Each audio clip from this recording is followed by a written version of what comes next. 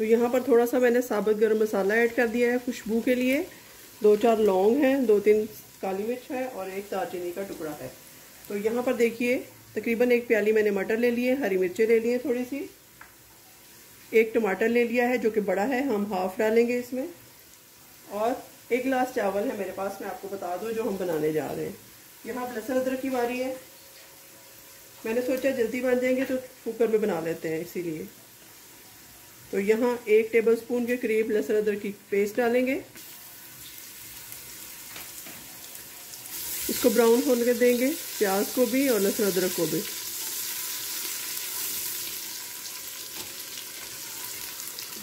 तो उसके साथ ये कुछ स्पाइसेस हैं, 1.5 टीस्पून नमक है, 1.5 टीस्पून लाल मिर्च है, half tea spoon chaat masala है, हाफ टी स्पून सूखा धनिया और पिसा हुआ दरदरा जो साबित मोटी मिर्च और ज़ीरा है, और थोड़ी सी हल्दी है, ये ऐड कर दूंगी इसमें। और हाफ टमाटर काट के डाल देंगे इस तरीके से।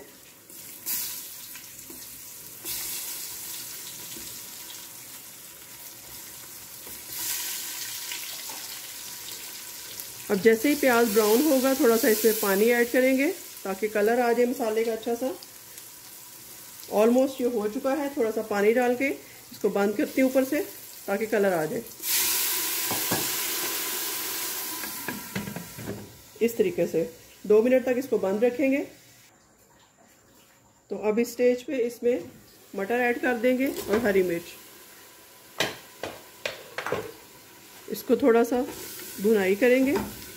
अगर आप चाहें तो इस स्टेज पे थोड़ा दही भी ऐड कर सकते हैं, लेकिन मैंने क्योंकि टमाटर डाल दिया है इसके लिए दही की ज़रूरत नहीं है।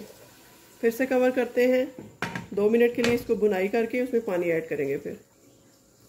तो देखते हैं क्या पोजीशन है।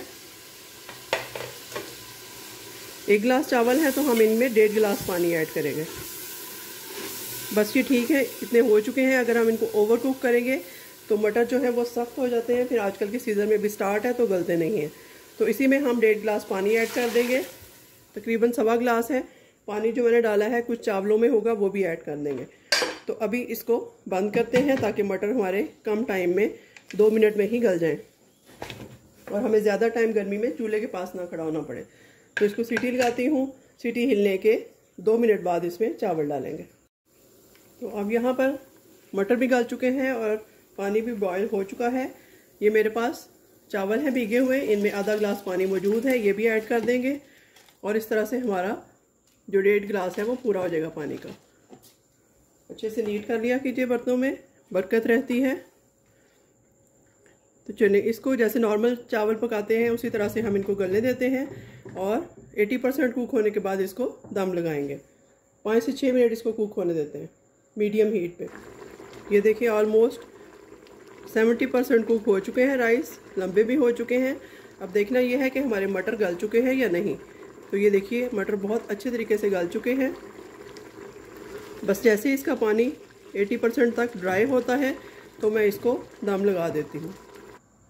तो यहाँ मैंने दम लगा दिया है, हीट को बिल्कुल स्लो कर देते हैं दम की तरह 5 से 6 मिनट तक। उसके बाद फाइनल लुक मैं आपको दिखाती हूँ। तो यहाँ पर जी हमारा दम हो चुका है। अब मटर को और राइस को मिक्स करके अच्छे से मटर राइस मिक्स करके प्लेट में डालते हैं, सर्व करते हैं। तो ये देखिए आपके सामने मैं डाल रही हूँ, एक एक दाना कितना खिला खिला सा हमारा बना है और गले हुए मटर है बिल्कुल। ये देखिए जी इस तरीके से कितनी खूबसूरत लुक इनकी आई है।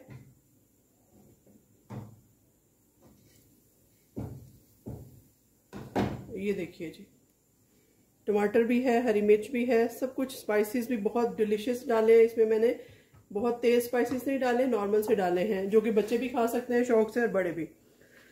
तो अगर आपको मेरा चैनल अच्छा लगे, आप नए हैं मेरे चैनल पे, तो प्लीज़ फीडबैक ज़रूर दिया कीजिए और लाइक शेयर एंड सब्सक्राइब जरूर किया कीजिए। मिलते हैं किसी नई और अच्छी रेसिपी के साथ, तब तक के लिए अल्लाह हाफिज़।